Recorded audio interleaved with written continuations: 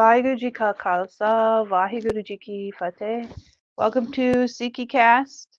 We're going to be on today with Jas Singh from Texas, and we're talking about his conversion story, and then just getting into after that. Hopefully, people are joining us live so that you can comment live, and Jas will try to answer your questions. And as always, Bol Chukka Maaf Karna, please forgive us for any mistakes that we make during the podcast. Jas, if you're ready, you want to come on? Yes. Vaheguru Waheguru Ji Ji Ka Ka Khalsa, Khalsa, Waheguru Ji Vaheguru Ji Ki Ki Fateh. Fateh. Hey, how are you doing? I'm doing pretty well. Pretty well. How are you? Good, good. Okay, so we'll just can go right into it. Can you tell us let's just start when you came into Sikhi, and then you could just go from there. Okay. Okay, we'll do. I'm honestly kind of bad at chronology and time frames and stuff, but I want to say it's been going on 4 years now that I've been a Sikh. So yeah, between 3 and 4 years, I would say. And took Amrit a little over a year ago. Okay, awesome. And what you want more of that story? How that occurred? Yeah. Or? So how did you get interested in Sikhi then? Okay. That's multifaceted because I've kind of had an interest in just religion and different religions for a good portion of my life. It's just I kind of found it during high school. It was part of education, kind of like a mini religions course. So I had a vague awareness of Sikhi before I ever really started studying it myself. And my first interaction, like personal interaction with somebody who was Sikh, was actually at one of our Friday night football games. One of the parents from the opposing team's school, I ran into, and we had a brief little conversation and answered some very basic questions. And then it kind of took a back burner for many years. And it was around, well, like I said, about 3 or 4 years ago that almost on a wild hair, I just started reading. And I was like, I had kind of experienced personally a few different religions. I was raised in a mixed faith home, and a Jewish and Christian home, and explored Buddhism a little bit and some paganism stuff and different things. And I was like, I've had this interest in Sikhi, but I've never taken the time to really learn about it. I want to see what this is about. So I started reading. I visited the local Gurdwara, and it pulled the rug out from under me as far as my expectations of what a religion was or could be, what a spiritual philosophy could be. It changed my perception on a lot of things, and I just kind of I don't know how else to describe it. I just kind of fell into it. Guru Sahib found me, and I don't want to sound cliche, but I kind of fell head over heels for everything. And before I knew it, I was, I felt like Gurdwara Sahib was my home.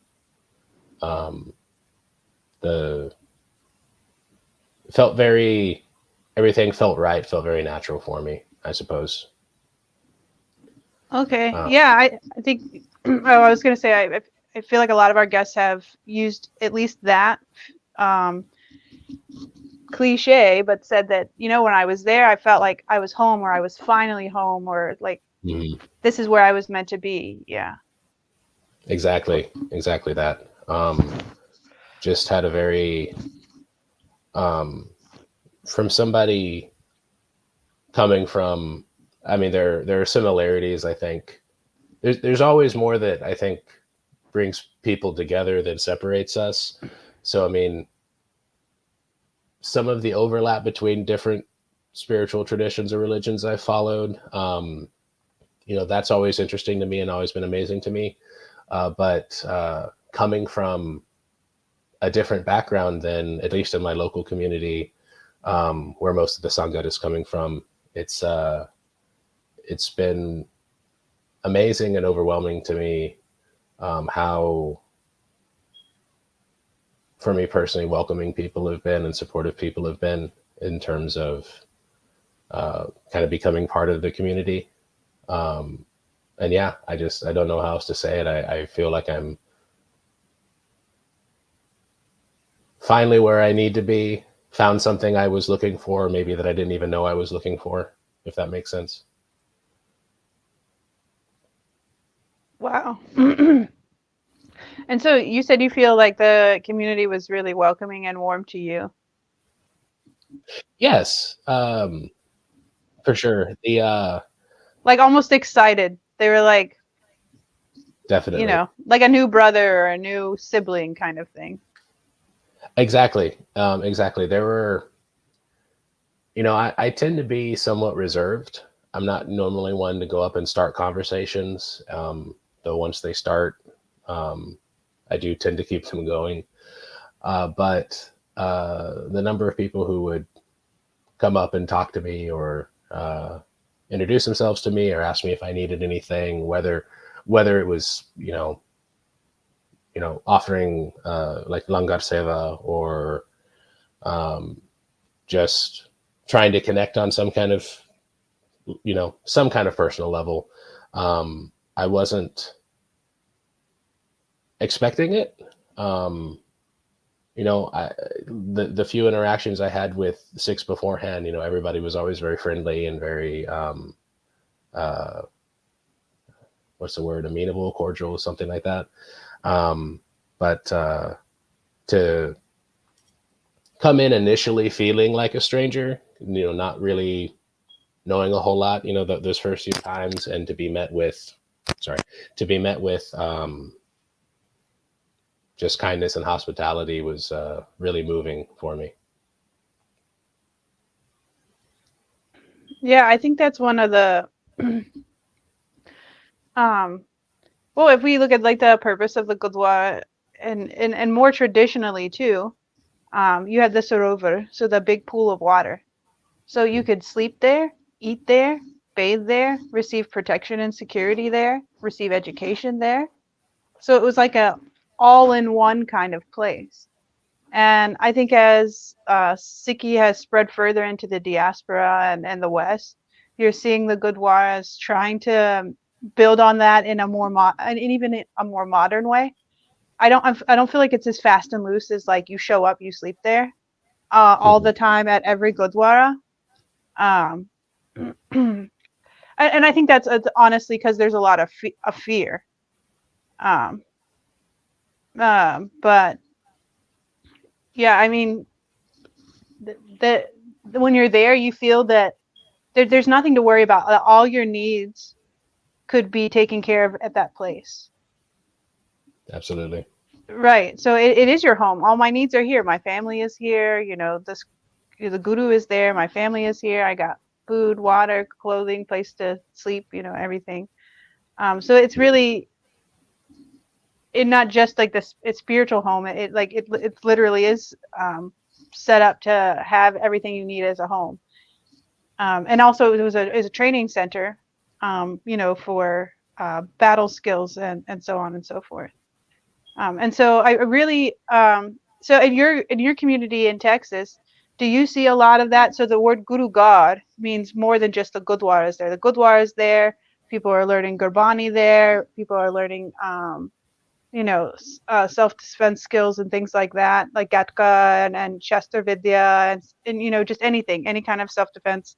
And people really operating out of that Gurdwara to build the Sikh community and then also um, help the surrounding communities, Mhm. where we live.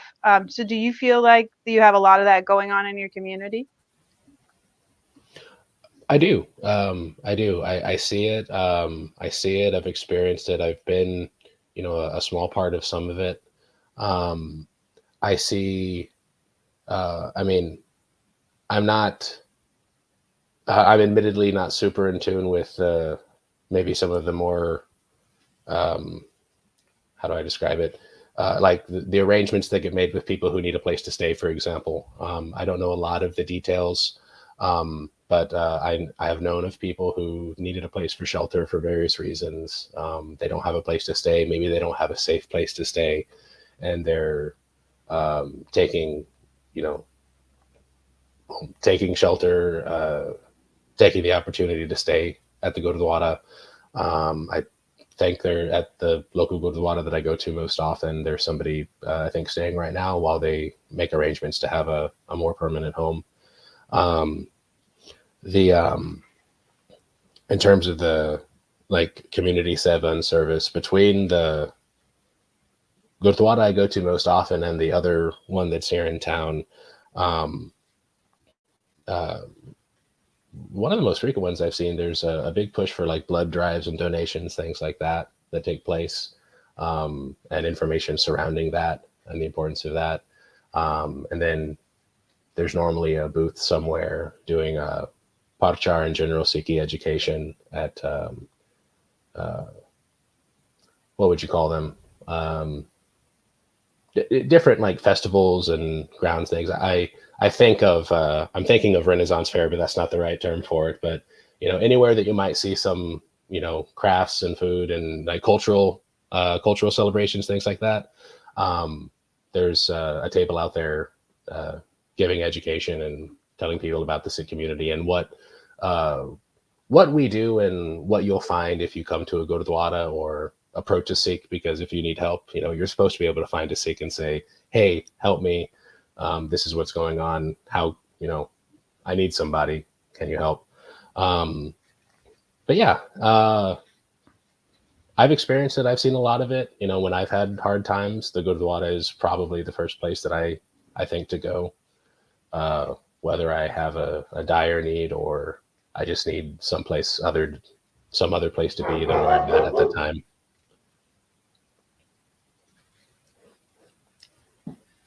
A dog stampede right now, so just had to mute. No worries. I'm hoping it doesn't happen to me. I've got dogs here. But I mean, how do you feel like sort of? All right, so have you been learning to read Gurmukhi, or can you read already? I have been learning to read. Um, I'm not super confident in it just yet, but little by little, I'm getting there. I'm definitely not, I wouldn't call myself a fluent reader, but I've been learning in my own time, or there are Punjabi and Gurmukhi specifically classes and Gurbani Santhya classes at Gurdwara Sahib, and as well as a separate Punjabi class, which Punjabi is not the only important language to learn, but it's definitely been helpful in terms of communicating with other parts of the community and in learning the Gurmukhi, since the way the script is utilized. Right.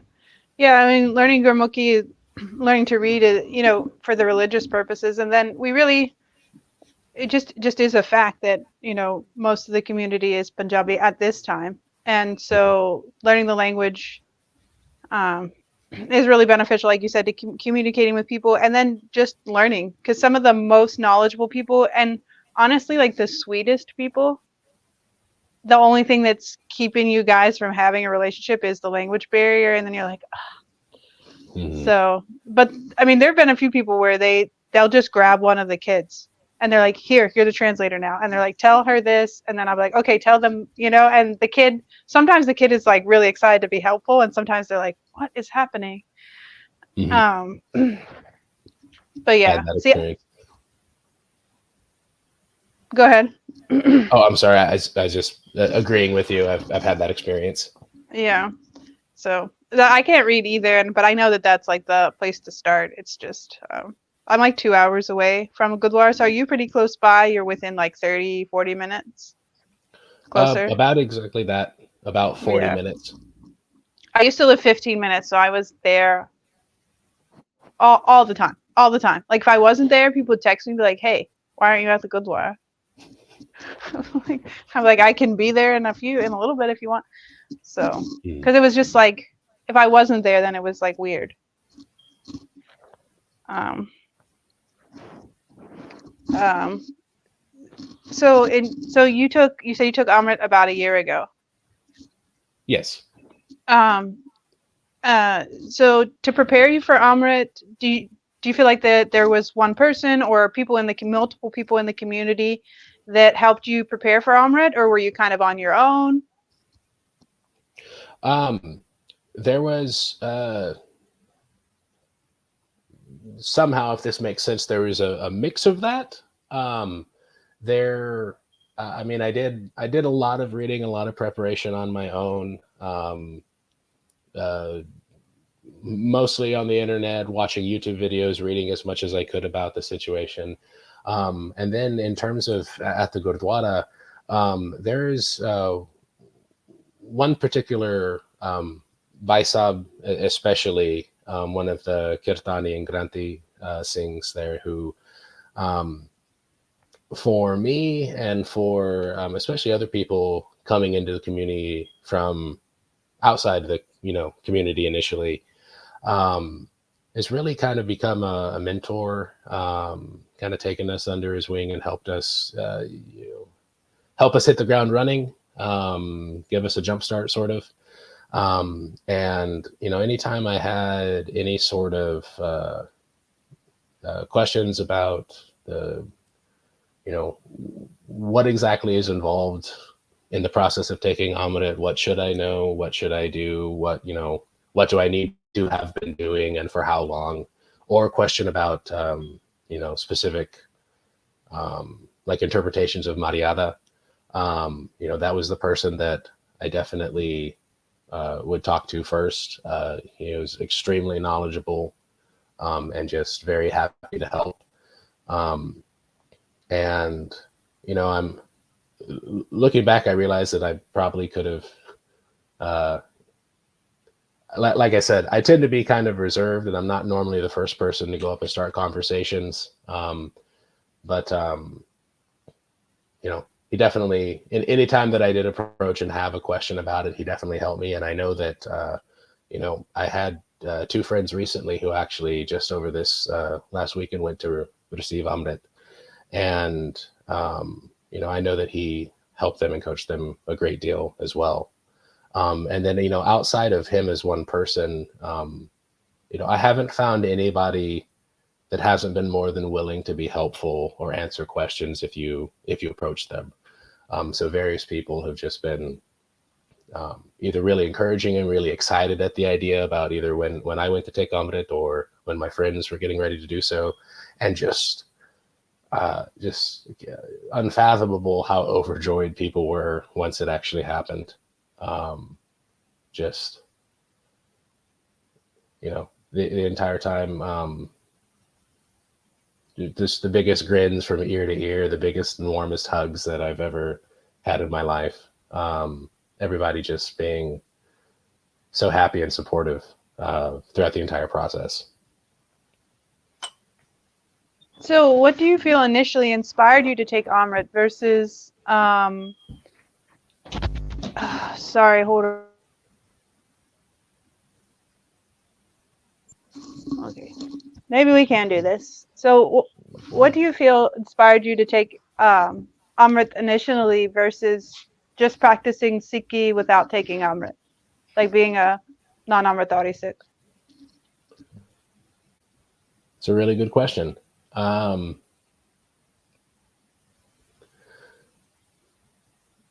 I think that I don't know how else to describe it other than there was just this at some point it just kind of dawned on me. It just felt like it was the right thing to do. There was it was a natural progression, wanting to. There was a desire to get deeper into Sikhi and take another step closer to Guru Sahib. And I want to be clear when I say this. I don't think that just because one is an Amritdhari or has taken Amrit that they're necessarily closer or superior, better. I don't want to come across that way whatsoever, as opposed to somebody who's not an Amritdhari. But for me, it was, hey, you know, this has been my life for this long. I feel like I'm where I need to be. And this just feels like the right step for me moving forward. The idea of just kind of fully committing and giving my head to Guru Sahib, it really struck a chord with me. And I wish I could explain it better. I just know that when I felt like, okay, I'm ready, it's the right time to do this, there was no doubt in my mind anymore past then. Once I stopped having the idea of, oh, should I do that or not? But yeah, I should do it. It's just a matter of when. You know, I knew it was the time to take that step.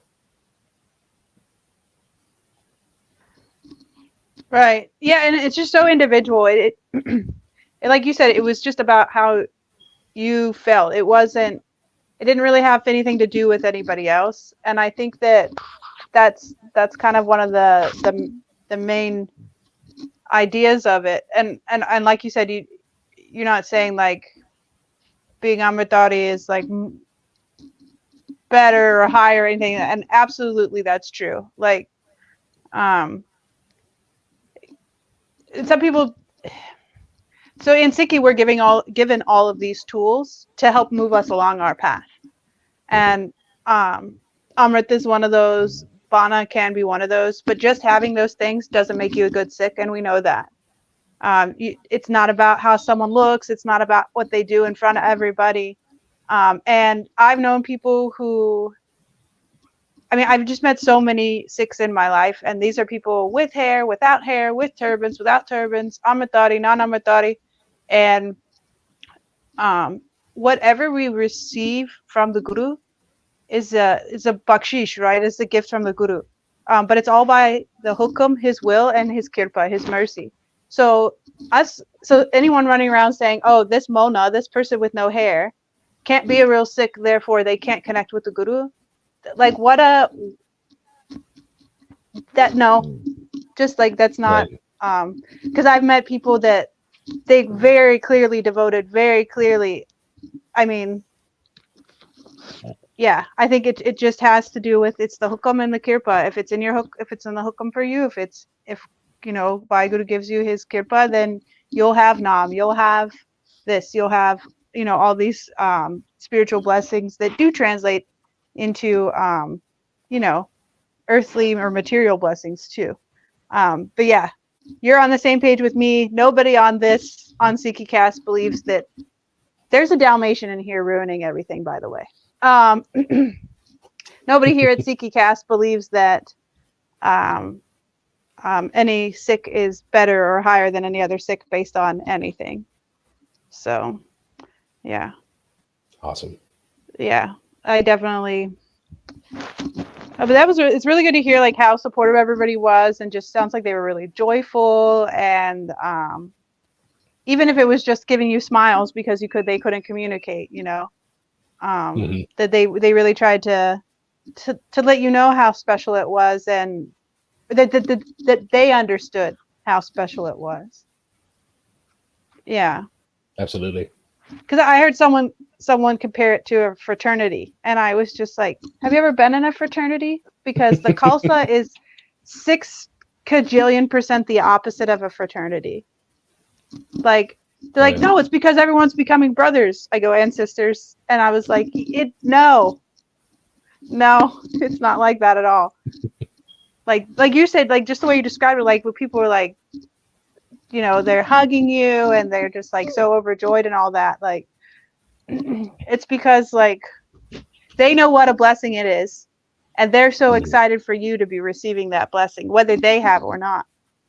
And I think that's kind of like the best way I could explain it. And so at your Gurdwara, did they give you a certificate of Amrit? Not here. I don't have uh, any sort of like paperwork, or I mean, there were people who took some pictures at the Amrit Sanchar um, before, and not quite during, but just after the ceremony and everything. But I don't have a certificate or anything. I don't know if it is something I could get there. Haven't thought to ask, but not so far. Okay, I was just wondering, um,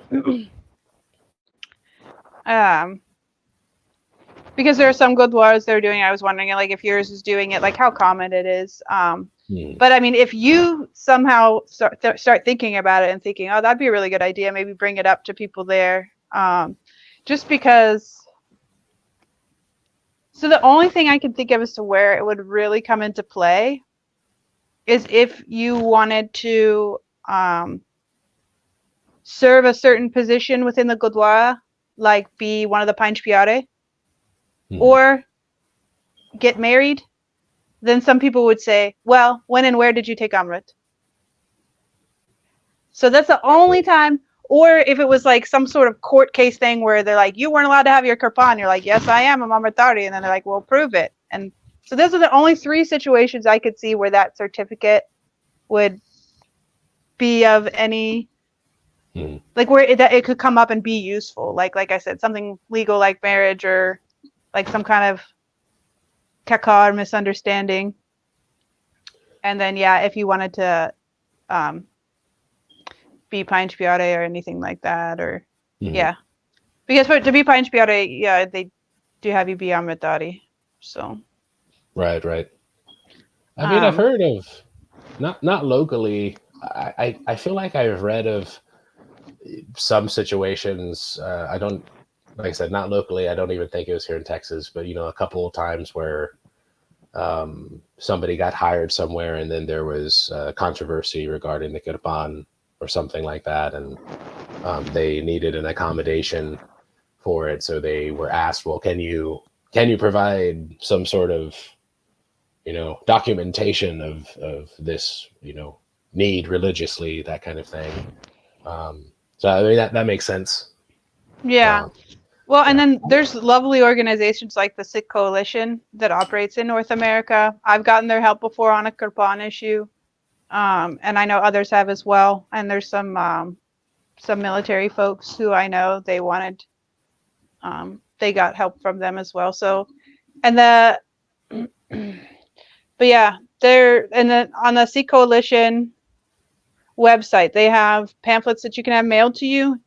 That explain Sikhi, and then there's the small little wallet cards that talk about the kirpan, and then I have it, and I think it might have case numbers where the kirpan, like, it tells you, it's like regardless of how big the kirpan was and what state you were in, once this goes to court, it's getting dropped, because historically it's been dropped every time.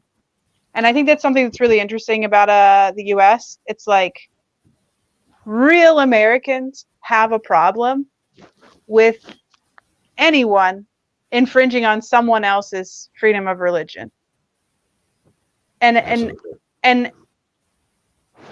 I think that people who are super patriotic but can't seem to understand that concept really, like how they are maybe infringing. So we're not going to get political here, but how they may be infringing on someone's freedom of religion, it's just because they're not fully understanding it. It's not because they really want to.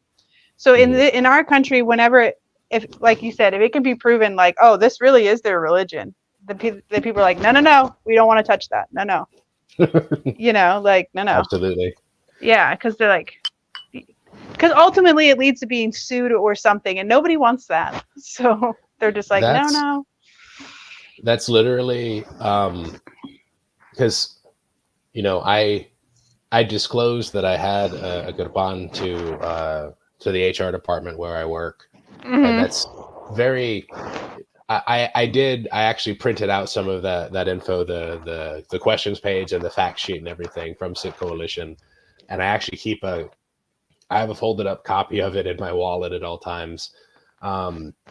But I provided that to them, and I was like, yeah, this is the general information about it. And by the way, there are some court cases down there if you want to look over those too. And they're like, okay, cool. We'll get in contact with our legal department and make sure everything's squared away. And the first thing they told me when they got back, and they're like, oh yeah, no, it's no problem. And I mean, if we had given you any trouble over it, we would have been in trouble ourselves. So don't worry, you're good. Apparently it's a very common legal accommodation for people who practice your faith. And I'm like, yeah, it is. It's pretty common. It's pretty important. And I didn't think there was going to be an issue, but Right. I'm glad that y'all agreed with that. So That you didn't want to lose money, so you let me practice my religion. Thank you. exactly. But hey, it's capitalism. What do we want? What do we want? Yeah, it's really interesting. So I guess this is kind of like, now we're veering off into like, what's been your experience as an Amatari 6? So there's something about the Kirpan, and I know where you work, and so we're not going to make you say that. But like, I think people where you work probably carry box cutters around, at least some of them. Most of them. Right. I used to be one. So there should be no problem. There should be no problem. And every law in every state that I've ever lived in, it's like, if the box cutter has to do with your job, you can carry it. Like, I mean, I look up knife laws any state I live in and where I go, and then, you know, because people will say, hey, do you know if you're allowed to have that? And it's like, actually. So I mean, the cops walk up to me and go, nice knife, and then just walk away, or they'll eyeball me a little bit, and then I'm like, all right, I'll eyeball you eyeballing me, and then it's just like, all right. So, and I live in Virginia. I will say that I live in Virginia. So it's just like, just conjure up your general idea of Virginia. A lot of knives. And guns and whatever. People in camo. Oh yeah. Everybody, I mean, in Texas, you guys have, has a knife. Yeah, in Texas, you guys have even more lenient laws when it comes to weapons.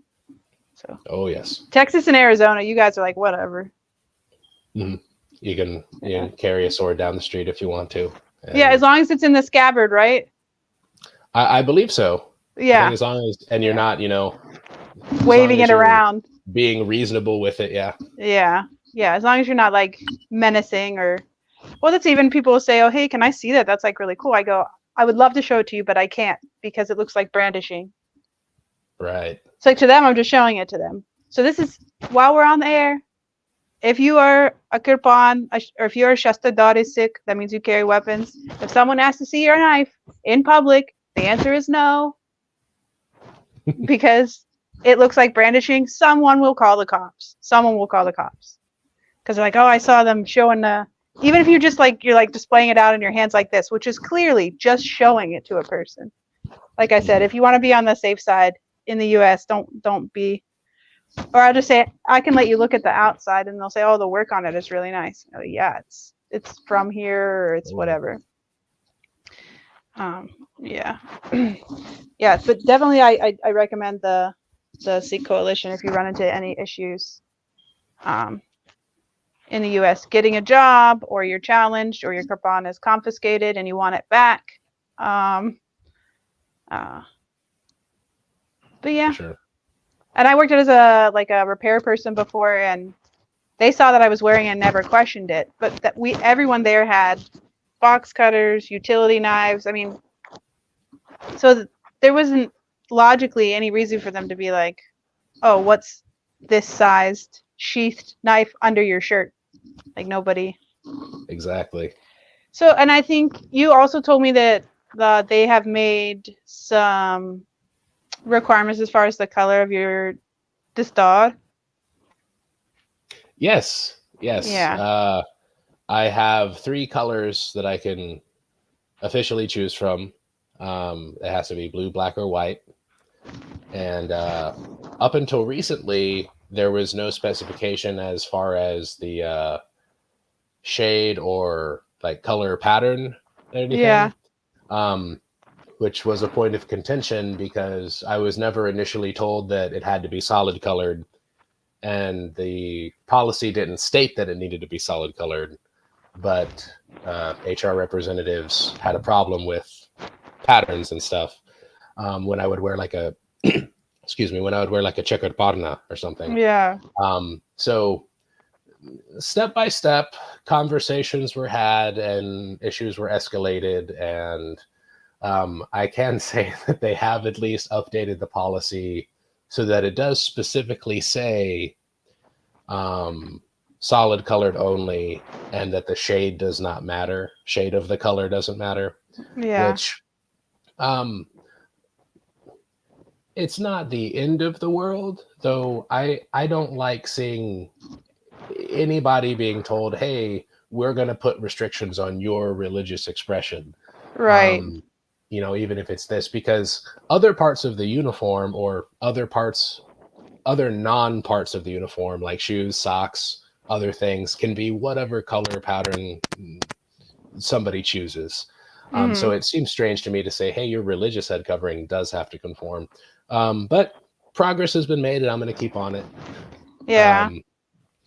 So, I mean, if Sikhs are known for anything, it's about advocating for ourselves, and I think we could continue to do that, and no matter what country or job we find ourselves in. Oh, the dog's back. He's really interested. So,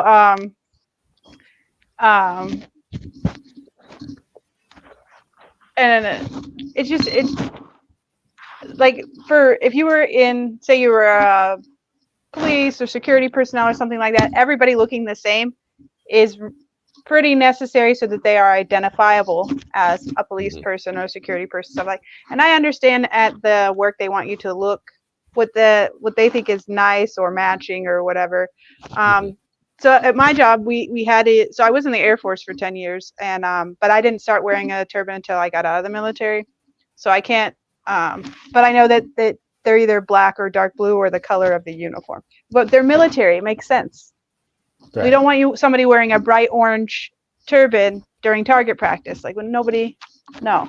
So but they never, even though we had to, they never dictated what color my turban could be. And at the time I was wearing keski because as a repair person, they like had to squish you into a lot of small places. So, I mean, they never said anything about it. Even when I went to the interview, I was like, well, I hope I don't not get this job because of my turban, but I'm not going to go in like a bandana or something. You know what I'm saying? I'm like, I'm just going to go as I am, and hopefully I get the job.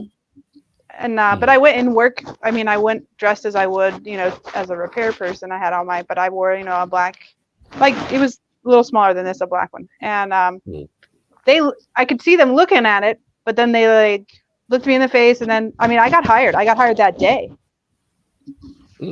So, and I guess it was at like a residential complex, and so all the people, there were a lot of people there, especially women, that were very excited that there was a repair person that was female. Nice. So we had a lot of Muslim ladies there too, and so they're not very comfortable being around relatives that are, or males that are not their relatives.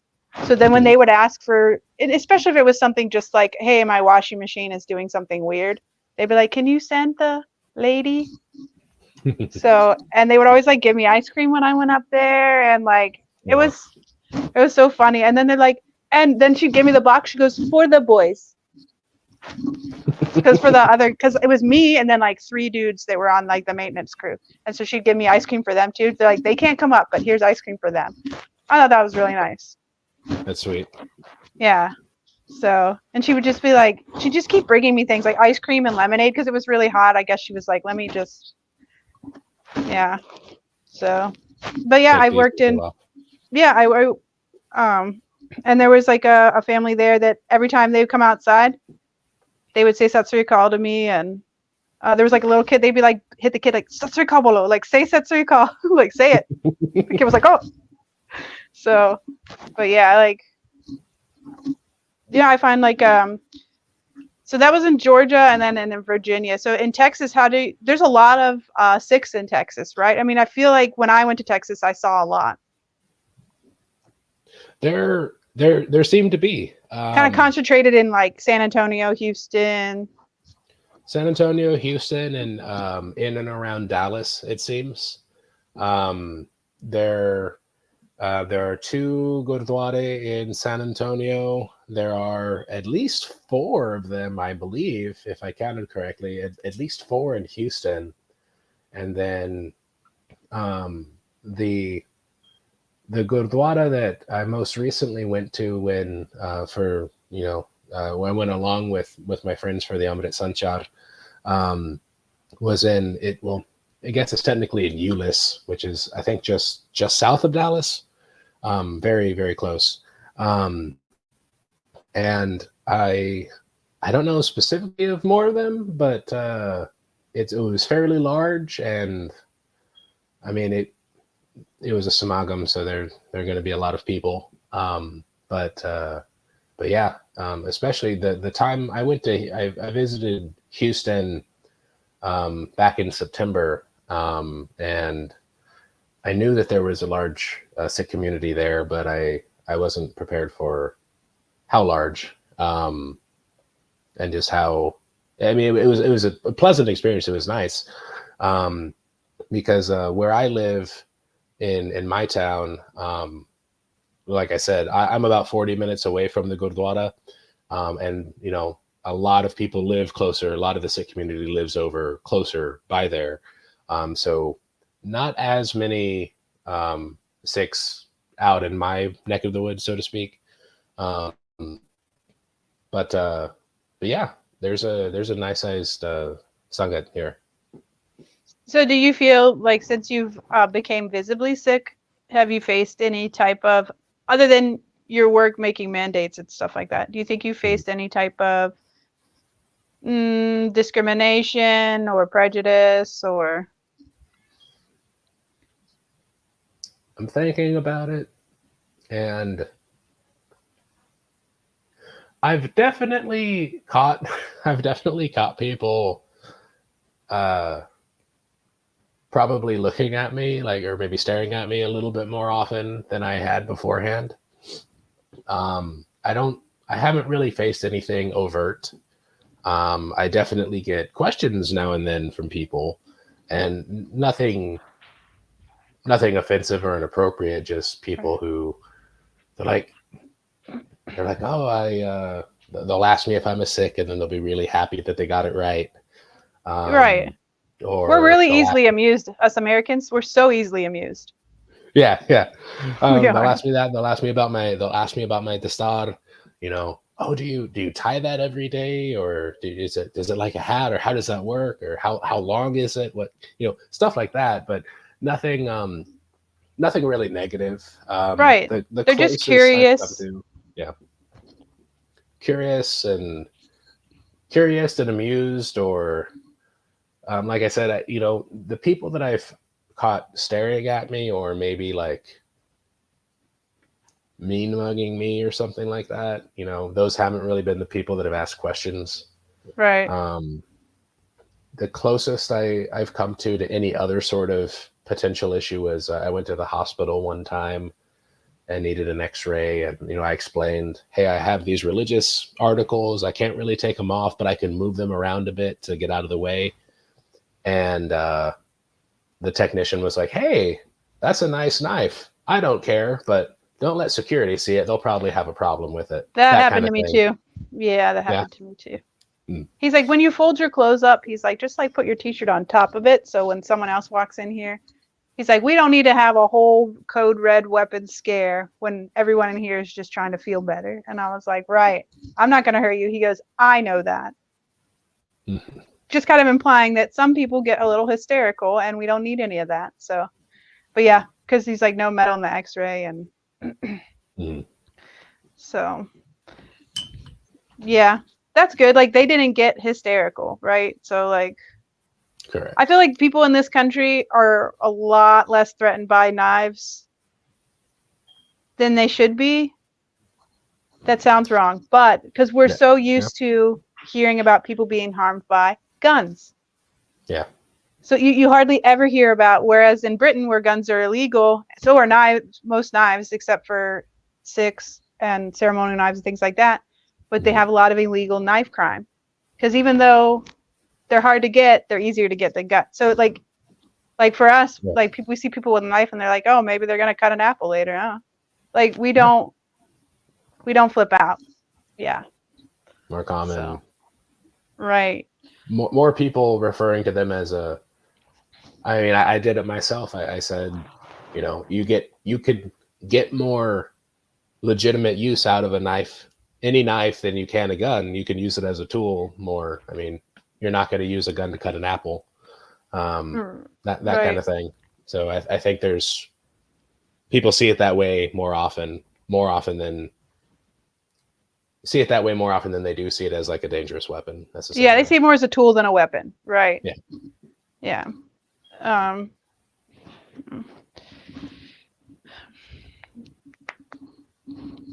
And then as far as like, so have you been able to get the chance to participate in most of the sevas at the Gurdwara? So it sounds like probably Langar Seva. Langar Seva, Kirtan Seva. Kirtan, definitely Yeah. Kirtan. I've been taking Kirtan classes and played a few times. I forget the term, but I my thing is cleaning windows and sweeping floors, and vacuuming, that kind of Gar stuff. Seva. Gar Seva. Yeah, just cleaning it. Cleaning in general. I've helped with the Gatka classes a few times. I've held targets and stuff for people. They started doing some kickboxing and like taekwondo stuff on top of that. Okay, yeah. For the kids. So it does sound like your Guru Gar has like a lot of like resources and things for the community to participate in, especially the kids. Definitely. Yeah. So I've seen like a lot of Gurdwaras, like, so they'll do kind of like how the church schedules are, where they'll have like a service like Wednesday night and then like Sunday morning ish and Sunday night. But I'm seeing a lot more where they're trying to do things more on like Friday nights, to be like, you don't have to go hang out and do these things on Friday nights. You could be at the Gurdwara on Friday nights, and like sort of trying to attract teenagers, kids, you know, like help kids build a good sangat, and things like that. So I was actually hoping they do a lot of that stuff, the one here, but like I said, it's 2 hours away. Like I get the emails all the time and I'm like, oh, I want to go to that. But it's just, yeah. It's interesting. But I've been to a lot of Gurdwaras where they have like the big ones that are just like, they seem like they're really doing everything and really involved in the community. And then the smaller ones where they work really, really well to get, I don't know, they all the Gurdwaras just have like a different feel, I guess. And so like you were saying, like as a person who's not really that outgoing, but once you get connected with somebody, then you can keep, you know, connecting. Do you feel like you like the feel of a small town, like a small one, or you kind of like to get lost in a big one? That's interesting. I have enjoyed both. I have spent a not insignificant amount of time at the smaller Gurdwara here, but I guess if I have any preference, it would be the larger one, the bigger one. Getting lost in it is probably a good way. I don't like I don't like to actively, I don't try to draw attention to myself. And I mean, I'm already a big person, and you don't like to stand out. Yeah, I don't like to stand out, and I know that I do sometimes. So at a Gurdwara especially, you know, we're all of a similar mindset and similar dress. It's nice not having that happen as much, I suppose. Right. And bigger one, maybe there's like more diversity, so you might not be the only non-Asian Sikh there, you know? There's that too. Mm. Yeah. I don't know. I never asked anybody that, and I always think like because there's two here I've been going to, and I finally decided like I don't know why people. So when I was a kid, they called it church hopping, where you would Mm. go, say you would go to this one church on Sundays because you something there you liked better, and then you'd go to a different one on Wednesdays. They're like, you should just pick one. You either go to this one or you go to that one. I never understood why. I just needed to pick one. Like if I'm getting benefit from going to both, why can't I just go to? They're like, because that's church hopping. And so I noticed, not really, but I noticed that there was like a tiny sense of Gurdwara hopping that people are kind of like, well, are you going to go to that one or this one? And this has happened to me a few times in different states that I've lived in. And then I I was like, I don't have to decide. Like I don't have to decide. But yeah, I feel like in this area, like finally, like I decided I'm going to go to the one, and it is the bigger one. It just happens to be. But I found that really it's the variety of the sangat. Like I'm saying, like there's more diversity. The Mhm. variety of the sangat is the thing I like the most about it. Um, and they do that. They both pull in a lot of different programs, and they have stuff for the kids, and they have festivals, and this. They both have a lot of the same things, but the vibe that I get from going to that one, I can't really explain it. I really like the vibe I get from that one, and then like I said, the variety of the sangat. Um, there are yeah, just the variety of the sangat. Mm. So and it's a little closer to DC. So like I said, you just have more. And there's another convert who lives nearby, and they go, and I got to meet them in person. And then Oh, great. there's someone else over in Maryland, so like just right over the border, and they're a convert as well, and I'm really good friends with them.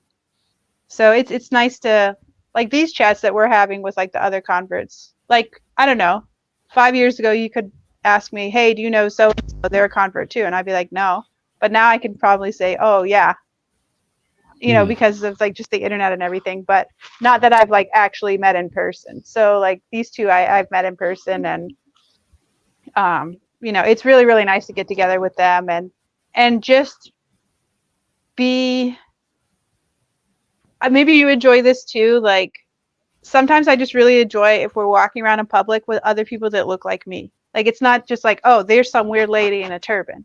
If it's like 5 or 6 of us, they're like, okay, these people are obviously not all genetically related. So maybe this isn't a thing. It's not just one weirdo. It's either a group of weirdos or they're a religion. So like I don't know. I just feel like, Yeah. and I would joke with my friend when I go visit him because we saw one of his neighbors, and she was like, "Oh, hi," like, and I was like, "She's like, they're multiplying," it was just, I don't know. It just feels really good to like you said, like when you're at the Gurdwara, you're like people who think have similar mindset, who look like you, think like you, whatever. But just like being able to like be American and spend time with other people who were raised in this culture the same as me, and still ended up coming to the guru and choosing to express their sikhi by wearing the dastard and everything, or taking amrit, and just going around and it'd be like, no, we're a thing, I promise, we're a thing. Like Yeah. that's the Dalmatians kicking the thing. He's like, Very don't good. look at that, look at me. I uh I know exactly what you mean. I mean, before we came back from the Samagam, we went by a store together, and it was just the three of us, and um, and that was actually one of the times where somebody who worked there was like, "Hey, my boyfriend really likes to collect knives and blades and stuff. He wanted to. I've got him on my phone. We just wanted to ask you about the ones you're carrying right now." So we had a nice little conversation, but I had that thought. I'm like, I'm I'm out here and I am looking the way that I do, and I was, I had a kurta on and I had my shastars and everything, and the mala and everything, and so did they, and I don't know. I had a similar thought. It's nice. It's like, hey, we're here and we're here as a group, and people are going to see that more than one of us is like this. And like you said, is it a group? Is it a group of weirdos, or it must be a religion, or maybe both? Right. Yeah.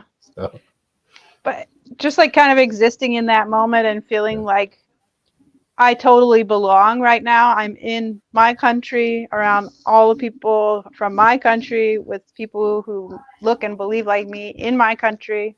Like, because I've gone to Canada and I was like, oh, Canada's like the Sikh promised land, you know? Like, I was like, Sikhs everywhere, just living their lives and enjoying everything. And no, no, I can't even say that. I was going to say something, but I'm like, that's kind of political. I should say that. Sikh, I called Canada the Sikh promised land. We'll just leave it at that. That's what I called it.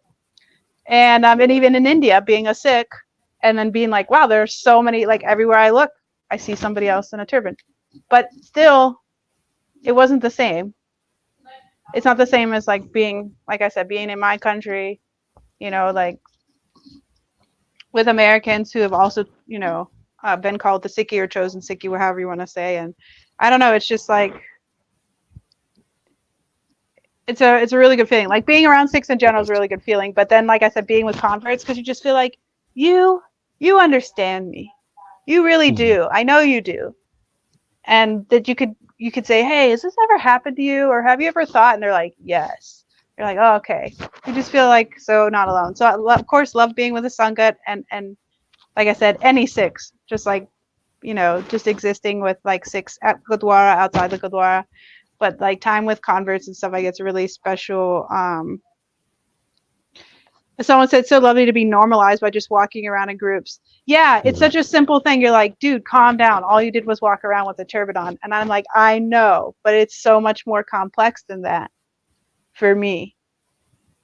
And I was like you. I mean, I always grew up with like an interest in religion, and I don't know, as a kid, I was always asking questions from my parents because they were Christians and just really religious. Even though I found out as I got older, my parents had very differing beliefs on a lot of things, including the afterlife. Even though they both went to the same church, both Christians, everything. Asking a lot of questions. Where is God? What is God? What does God want from us? Are there angels? Okay, where are they? Like, I had all these questions because you're being fed the Bible. I was being fed, you know, the Bible, and then being like, okay, you're teaching me this, so now I'm going to ask questions about it. And I just felt that either the answers to the questions were more confusing, there were no answers, or it was like a just because thing. And it wasn't because it's literally because there was no explanation. And I feel like in Sikhi, I felt like every question I've had an answer to, or every question I've had, there has been a satisfactory answer, or really like sort of humble commentary on why we don't know. Like, no one can seem to really agree 100% on how does karma work. But then they're like, we can't really put our fingers on it, guys, because it's like the cosmic. They're basically like, literally nobody knows exactly how it is, but these are our working theories. So, but they're willing to admit, like, this is the concept of karma that we can explain to you, and then like these different things. But there is one thing that I would like to say about karma is that when you're talking about karma, you shouldn't. I think it should be presented in a very neutral way, not in something like fearful. Like when we talk about in the West, of like, oh, they're gonna get their karma, or karma's a bee, or whatever they want to say, without ever really looking too far into what is karma actually. But I've just decided, as someone who can't wrap their brain around exactly how karma works, that I was just not going to worry about it very much. Not worry about understanding it. because whatever, like I said, whatever's in the hook or whatever's in God's will is it's in that, and you get things according to His kirpa, His mercy. So it's like, it doesn't matter if I understand how karma works then. So I was just like, yay, I'm free. I don't have to, because I was just like really working my brain over it. But there's one thing I'd like to share, because we're about to wrap up here, and that is about karma, and it's really just stuck on my mind. And so probably about 5 years ago, I was sitting with a Bhai Sahib at another Gurdwara, and this couple had come to him, and they were asking him about something that happened to their friend. And then they asked him, they said, why do you think this bad thing happened to such a good person? They're such a good person. They've always been a good person. Do you think it was their karma, like something they did in a past life that they're paying for now in this life? And the Bhai Sahib was silent. And then he said, do you think Guru Gobind Singh had bad karma? And the people were like, no, of course not. And he was like, do you think all 4 of Guru Gobind Singh's sons had to die because of his karma? And they're like, no, of course not. He's like, was he being punished because of his karma? No, of course not. And they're like, so if none of us can sit here and explain why something bad would happen to the guru, he's like, I don't know how I can say, or even I could know, or anyone could know, why did this thing happen to your friend who you say is a very good person? So he's basically like, bro, just stop thinking about it, because we'll never understand. But what a crazy like sort of comparison to just be like, hey, do you think? So that I was just like, that was on a Wednesday night. I did not sleep. I was like, whoa, because that. Yeah, I was not prepared. Everyone see the Dalmatian now. I was not prepared. So it's just like, yeah, that's when after I racked my brain for like a month about what he said, I was like, you know what? I think it just doesn't matter if I really understand it. But that if you see yourself in this life repeating a pattern that's not good for you, you have to take the steps to break that cycle, to stop repeating that same mistake over and over. So in the very least, you could call that current karma. And I feel that Sikhi has given, really clearly gives like the explanation and the tools for you in this lifetime to connect with God, and also stop making the same mistakes over and over. So I don't know why I felt just something you said, and then I was like, I wanted to share that story. Someone asked, like, and this he's a Granthi also, probably been a Granthi for 35 years. I just felt like his answer, like I said, was so mind blowing, and I wanted to blow you all's minds on a Saturday afternoon. There you go. It just mind blown. Yeah, if it's not blowing your mind, then maybe I didn't explain it well, but it just really, I don't think I've ever shared that. I know I haven't shared it on air before. I think I've told like a couple other people where they ask karma questions, but I was like, you know what? Now's a great time. I'm just gonna, there you go. That's the. I'm thankful for it. It's blowing your mind? Is it blowing your mind? Like, I feel like I'll be like, hey, Jas, like ask the people that you know, tell them that, and then like get back to me about what they said. Like, it's like I want to ask more people, but I don't want to hurt my brain. Like, you know, when you're like, okay, I want to know something, but I don't want to know too much all at once, because then it's overwhelming. That's another thing. I like Sikhi. I feel like it has, maybe you can agree, like, do you feel like in Sikhi, since it's so practical, that it's very easy to make baby steps or small steps towards spiritual progress? I'd agree. Definitely. I jump into things and I try to, sometimes I'll bite off more than I can chew. But in terms of my path on Sikhi, it's been easier for me to just take things, one day at a time, one little step at a time. And I feel like the learning sticks better that way. And, I have a better time doing it that way. Enjoying it as I go, enjoying the process. But, baby steps, you'll get there. Right. And that taking Amrit doesn't mean now that you're perfect. It just means you've made a commitment to fulfilling.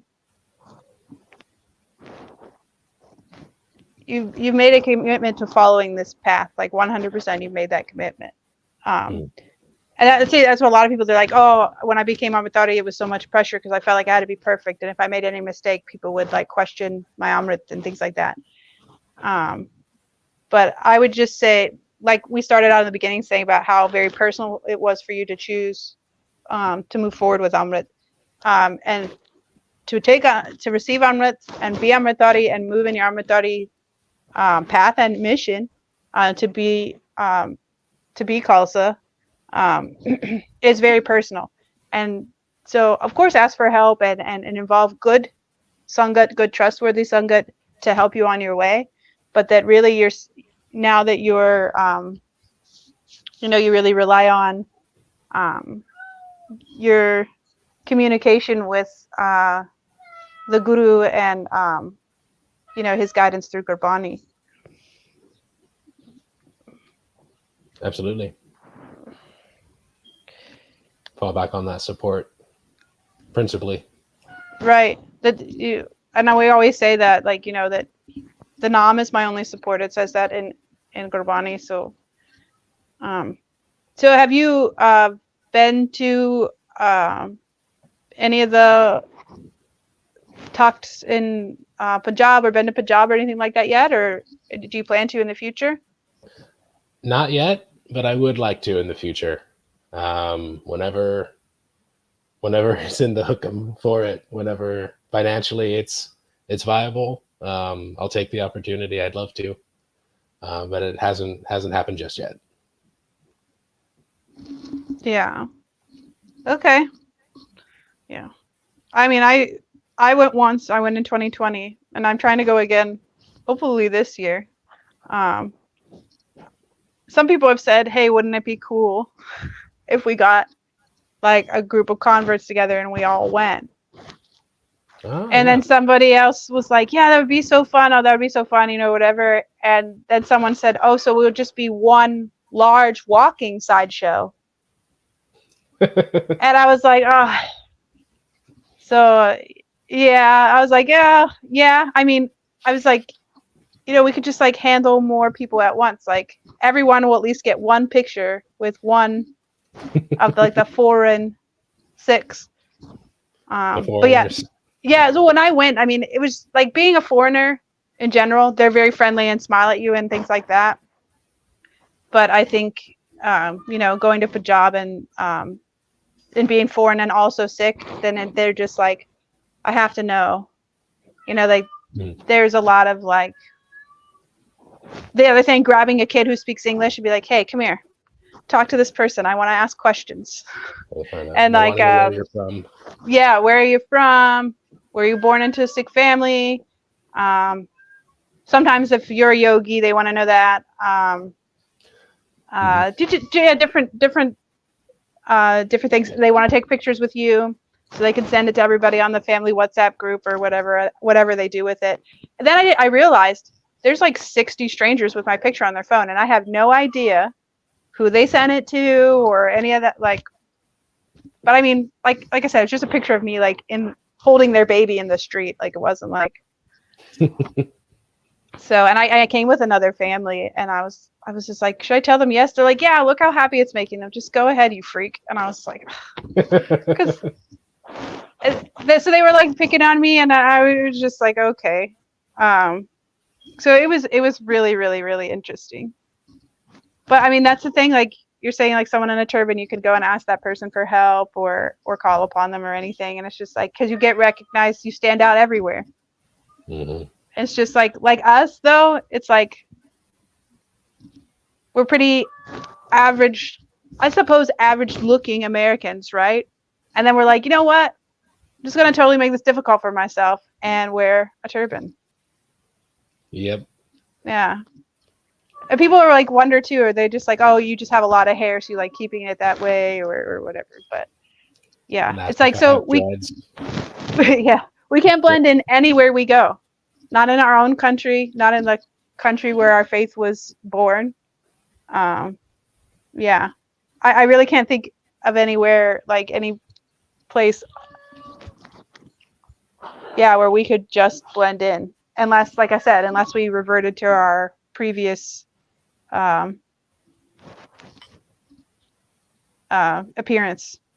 Yeah, I get mistaken for a boy a lot too, but that happened before I wore the turban, so it didn't bother me that much. But everyone's like, dude, she doesn't have a beard. There's no beard. How are you confused? They're like, I thought it was a kid. They're like, you know 10-year-olds that are 5'9"? Because if I have like, okay, or maybe 12-year-olds that are 5'9", but like, yeah. One of my friends is literally we're the same age, and at the Amrit Sanchar, me and one of my other friends, they asked if we were his parents, and I'm like, but how? I guess I don't know. I don't think I look that old, but Oh, that's cute though. for some people I do. Yeah, it was sweet. it was cute, and it wasn't the first time. You sent me the picture, and now that I'm thinking about it, I'm like, okay, yeah, I could see that. I guess. But I'd be with my female like cores, and they'll be like, "Is this your boyfriend?" I'll be like, "Just tell them yes. Tell them yeah."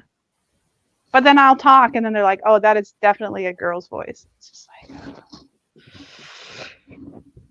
yeah, it's really in the eye of the beholder, people's perceptions. Yeah, I'm not offended by it. I'm just like, oh well, like if I really needed to use the men's bathroom, I should just go in there and not talk. There you go. I don't know. Like there's got to be benefits somewhere. I mean, I joked that in India there were benefits that like to appearing to be a boy, that there were benefits. Well, my friend brought it up first, and I was like, I told her, I was like, I wasn't gonna bring that up, and she was just like, well, we're in my country, so I could say stuff about my country. I'm like, okay, fair enough. Just like, yeah, because there were places where they would say gents only, so gentlemen, guys only, gents only. And so there were places where they let me through, and then they told her no. But since I went first, I didn't realize that that's what was happening. I thought they were just letting people through one at a time. But then when she was behind me and they were like, yes, you, no, you, I was like, is there too many people because you let the person behind her? I was so confused. And then I heard someone say gents only. And I was just like, I'm not supposed to be in here. So I was like, I am going to like photographically remember everything that is in here and then go tell her and then be like, that's what was in there since they didn't let you. And I'm just like, I'm not the only woman that's ever been in there. I know that. I can't have been. But I'm like, I'm not supposed to be in here. So it's such a scandal.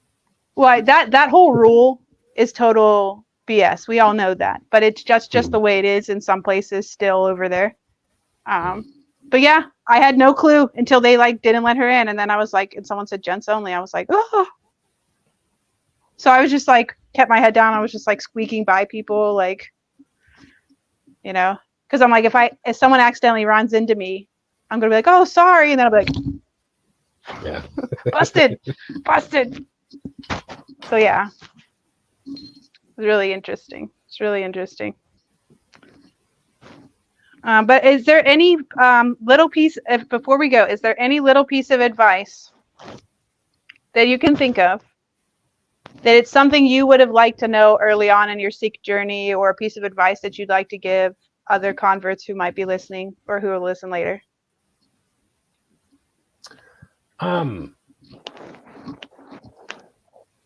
You know, since I've said that I'm kind of introverted, I don't start conversations a lot with people, especially in new places. Maybe it's too specific to me. I hope it's relatable, but if I could go back, I would have probably tried a little harder to overcome that anxiety and just talk to people more. Start asking questions sooner. Because when I finally did, like I said, 99.999% of the time, people are going to be happy to help, happy to see you there, happy to just, especially coming from outside of if you're not born into the community, born into a Sikh family, that kind of thing. People are happy that there's an interest in Sikhi from other communities, and just don't be afraid to ask those questions, ask for help, and try to connect with people, and that's I guess that's really it. That's the first thing. Talk to people, get out there. The butterflies in your stomach and everything, that'll settle, that'll go away faster than you realize if you're feeling any of that anxiety. But just connect. Yeah, that's perfect. Yeah. So just go for it. Yeah. They're happy. They are very happy to help. And I find a lot of the time they're just waiting for you to ask, but they're like containing themselves because they're like, they don't want to scare you off maybe, or, and they understand the shyness too. They understand it. Yeah, I think that's great advice. Great. Okay. So, we're hitting over an hour and 15 minutes of us just chatting away. Yeah, thanks for coming on and sharing a little bit of your story with us and telling us a little bit what it's like being a Texan Sikh, and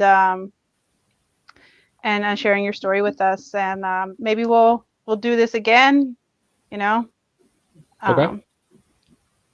Yeah. Thanks for having me. Yeah. Have a great evening. Waheguru ji ਕਾ ਖਾਲਸਾ ਵਾਹਿਗੁਰੂ ਜੀ ਕੀ ਫਤਿਹ. Keep the mind low, blessed with this role. This is your play. You brought kings to the floor, grey slaves with crowns. This is your way. In my darkest, lowest moments, you were the light above. Forever your name I do sing, the definition of a true king. Family and friends come and go. Now I'm quiet when they claim to know. Bars are like dynamite, flows bomb, so I plan to blow. I just follow your footprints, anywhere is where I plan to go. My beloved, I wanna see your form in everything, anywhere. But some days it's a struggle, love within, I wonder if there's any there. Born in trouble, every day another Barney when I walk the rubble. They don't recognize the soul in me, only seeing double. Take a walk with Guru Nanak. Never felt love like Guru Nanak. Never felt judged with Guru Nanak. Everything is one, nothing above Guru Nanak. Take a walk with Guru Nanak. Never felt love like Guru Nanak. Never felt judged with Guru Nanak.